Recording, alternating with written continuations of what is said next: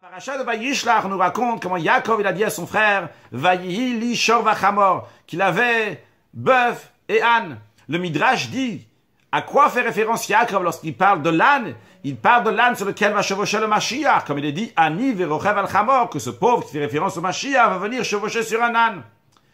La question se pose.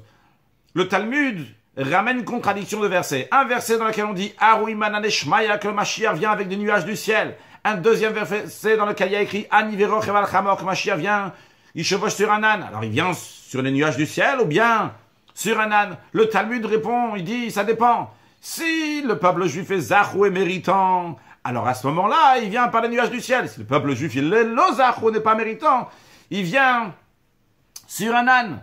Alors Yaakov, lui qui était prêt, qui avait fait le travail qu'il fallait pour accueillir Mashiach, pourquoi il parle de chamor d'un âne, qui est une situation qui est lo ou qui n'est pas méritante? Seulement l'explication est la suivante.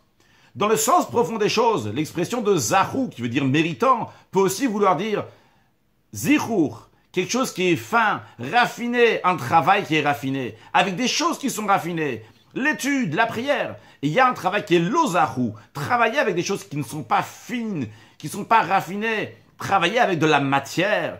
Et justement, Yaakov, il a travaillé avec le chamor, l'âne, qui vient du même langage de chomer, qui veut dire la matière. Et Yaakov dit, j'ai travaillé la matière. En effet, j'ai eu affaire avec du lozahou, avec des choses qui n'étaient pas raffinées. Et justement, vu que j'ai eu affaire avec des choses qui n'étaient pas raffinées, la matière, j'ai élevé les choses, même les niveaux qui sont le plus bas. Eh bien, on mérite que Mashiach vienne chevaucher sur cet âne, chevaucher sur cette matière qui a été travaillée. Et ça, c'est le travail de chacun de nous, d'élever la matière, d'avoir affaire avec des choses qui sont l'ozahou, qui ne sont pas raffinées, avoir affaire avec le chomer, la matière du monde, notre corps et notre âme animale, les élever, que eux aussi vont avoir l'amour de Dieu et vouloir la venue de Mashiach now.